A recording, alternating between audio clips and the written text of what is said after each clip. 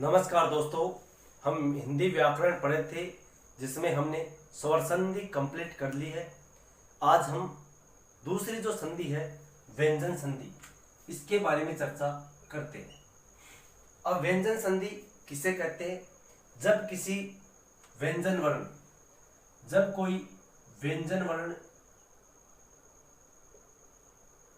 व्यंजन से या स्वर से, जब किसी व्यंजन वर्ण के साथ व्यंजन वर्ण या स्वर वर्ण का मेल होता है तो उसे व्यंजन संधि कहते हैं।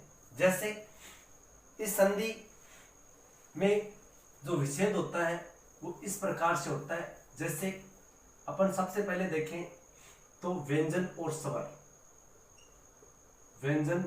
और स्वर, इनका मेल कैसे होता है? तो जैसे एक अपन देखें तो जगत जोड़ ईस, यहां पर क्या है? व्यंजन है और यहां पर क्या है? स्वर है। तो ये क्या बनेगा? जगत जोड़ ईस का बनेगा जगदीश। क्या बनेगा? जगदीश। ठीक है दोस्तों।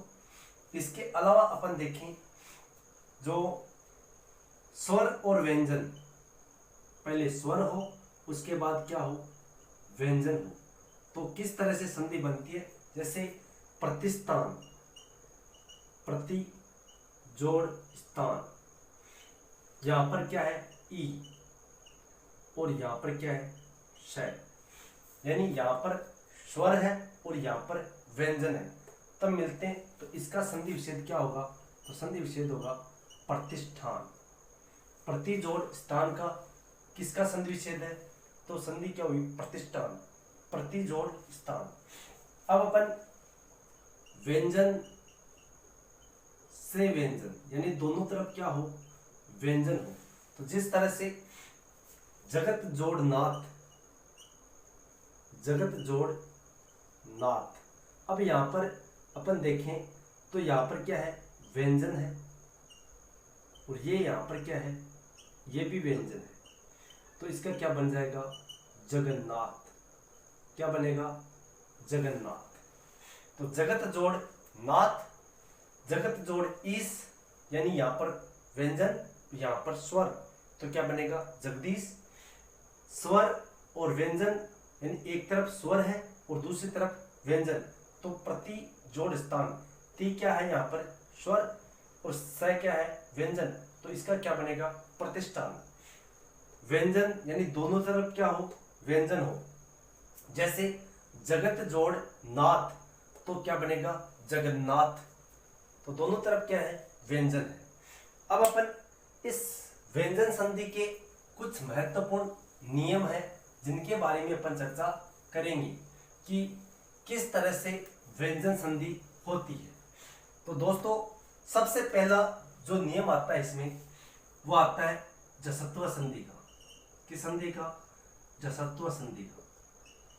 जसत्व संधि में क्या होता है कि तीसरे वर्ण की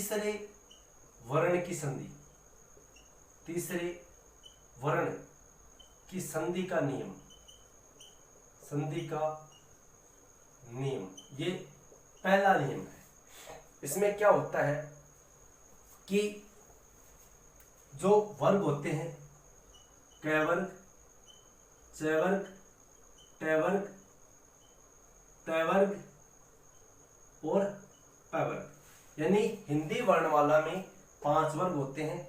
कैवर्ग, चैवर्ग, टैवर्ग, तैवर्ग, पैवर्ग के बाद इनमें कोई सा भी वर्ग का अक्षर हो तो उसके बाद तीसरा या चौथा वर्ण या य र ल व, ये ध्यान रखना, ये क्रम से है य र ल व। लेकिन संस्कृत में क्या आता है? य ल र व, य व र ल, य व र ल। ठीक है। तो य र ल व के बाद क्या हो? कोई स्वर हो, के बाद क्या हो? कोई स्वर हो, कोई स्वर हो, तो ये क अपने ही वर्ग के तीसरे शब्द में बदल जाएगा। तो क का तीसरा क्या आता है, क ख ग, ग में बदलेगा। च का तीसरा वर्ग क्या आता है, च छ ज। फिर ट का क्या आता है, ट ठ ड। त का क्या आता है, त थ द। प का प फ ब। इस तरह से ये अपने ही वर्ग के तीसरे शब्द में बदल जाते हैं। कब, जब क च ट प के बाद तीसरा या चौथा वर्ण आए, या य र ल व आए, या कोई स्वर आए, तो ये अपने ही वर्ग के तीसरे वर्ग में बदल जाता है। जैसे सबसे पहले अपन उदाहरण लेते हैं, क का ग बनना। जैसे एक उदाहरण आ गया, वागीश्वर, वागीश्वर। अब देखो यहां पर क्या आ रहा है, यहां पर क्या आ रहा है, तो ये क्या आ रहा है, यह रह लव, या कोई स्वर आ रहा है। जैसे ये स्वर आ गया ई, यहां पर क्या आ गया, ई आ गया। और यहां पर क्या है, वर्ण है, जो व्यंजन है। तो क्या बनेगा इसका, तो वाक क ग किस में बदलेगा, क में। तो क्या बन जाएगा, वाक जोड़ ईश्वर। तो इसका क्या बन जाएगा फिर, वागीश्वर। ठीक है। इसके अलावा अगर अपन एक उदाहरण और देखें तो आ जाएगा वाग जाल। तो इसका संधि विच्छेद क्या होगा, वा का वा और ग किस में बदलेगा, क में। तो क्या बन जाएगा, वाक जोड़ जाल। तो क्या हो गया, वाक जाल। जैसे दिग्ज्ञान, तो ये क्या बनेगा, दिक जोड़ ज्ञान। इसके अलावा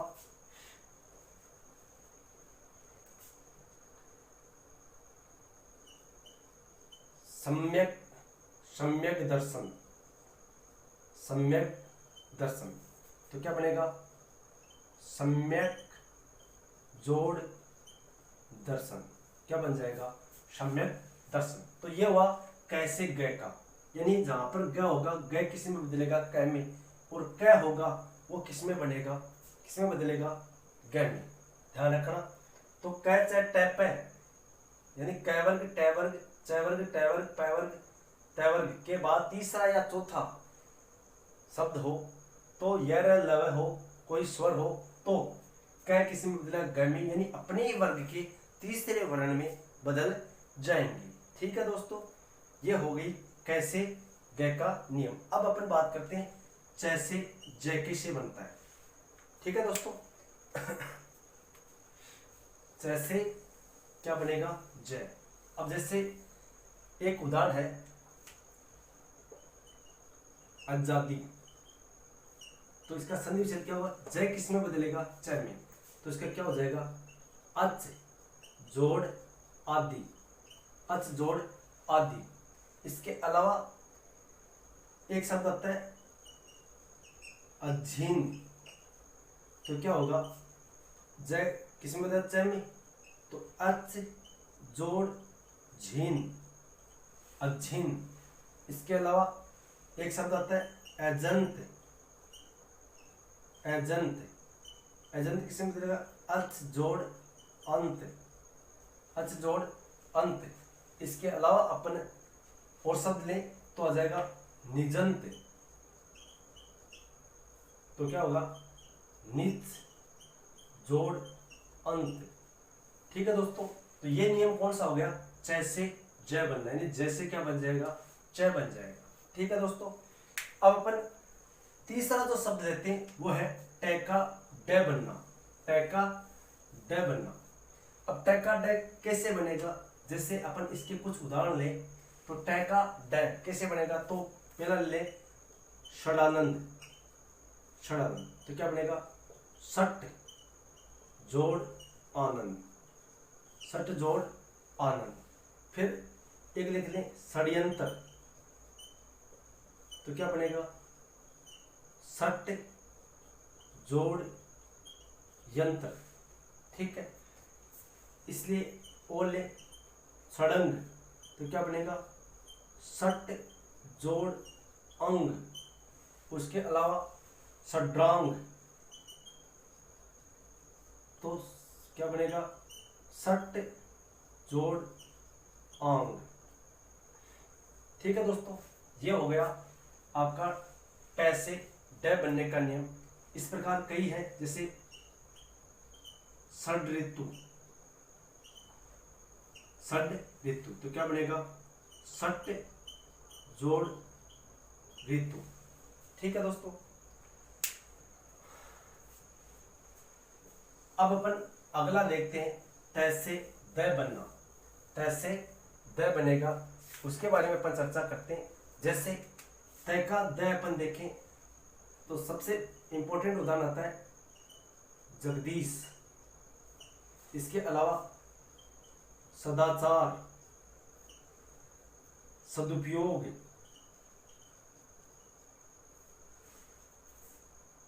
भवदीय। एक और ले लेते हैं अपन, जैसे आ जाएगा सच्चिदानंद, सच्चिदानंद। ये 5 उदाहरण देखते हैं अपन पहले। तो क्या बनेगा, सत्य, सच्चिदानंद का क्या बनेगा, सच्चित, सचित। यहां पर द का तय बनाना है, क्या सच्चित जोड़ आनंद। फिर अपन देखें जगदीश का, तो जगत जोड़ ईश। तय का क्या बन रहा है, द बन रहा है। इसके अलावा सदाचार का सत्य जोड़ आचार। सदुपयोग का सत्य जोड़ उपयोग, सत्य जोड़ उपयोग। भवदीय का भवत, भवत जोड़ इये, भवत जोड़ इये, भवत जोड़ इये। तो इस तरह से अपन तय का द बना लेंगे और द का तय बना लेंगे। अब एक और बचा है प का ब बनना। तो प का ब किस तरह से बनेगा, तो प का ब अपन यहां पर देख लेते हैं। जैसे तिबादी, इसके अलावा सुबादी, अब्ज, सुबंत। ये 4 उदाहरण देख लेते हैं पहले। तो प का द ब बनाने, तो यहाँ पर ब ऑलरेडी है, तो क्या बन जाएगा, तिप, तिप जोड़ आदि। फिर सुबादि का सुप जोड़ आदि। अबज का अप जोड़ जय, अप जोड़ जय। सुबंत का सुप जोड़ अंत, सुबंत का क्या बनेगा, सुप जोड़ अंत। ठीक है दोस्तों, तो इस तरह से तीसरे वर्ण की संधि होती है, यानी पहला वर्ग किस में बदलेगा, तीसरे वर्ण में बदल जाएगा।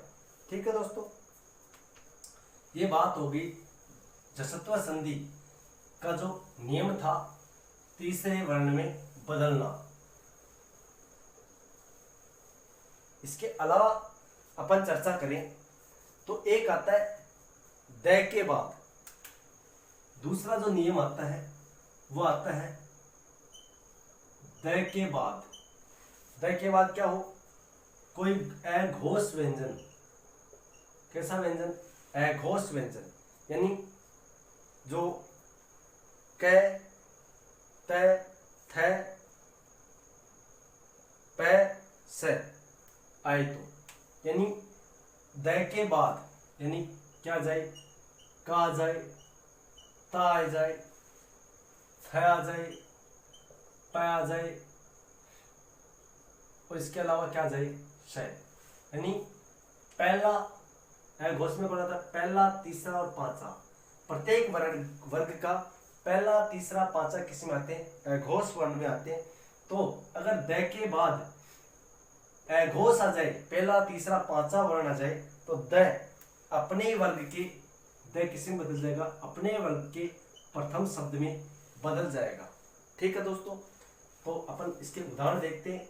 जैसे सबसे पहला आता है तत्पुरुष। जैसे तद जोड़ पुरुष क्या बनेगा, दै का किस में बदल जाएगा, पै में। क्या आ रहा है, पा गया, तय के बाद क्या आ गया, पै। यानी दै के बाद क्या आ रहा हो, क्या आ रहा हो, कै आ जाए, पै आ जाए, थ आ जाए, पै आ जाए या स आ जाए, तो दै किस में बदलेगा, तय में बदलेगा। तो यहाँ पर क्या बनेगा, तत्, तत्पुरुष आ गया, पै से पहले क्या आ गया, त आ गया, तो तय दै किस में बदल जाएगा, तय में।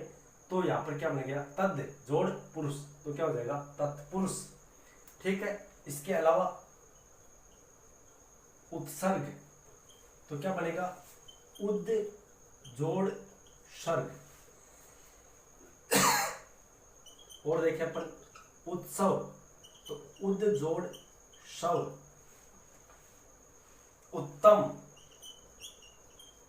तो उद जोड़ तम।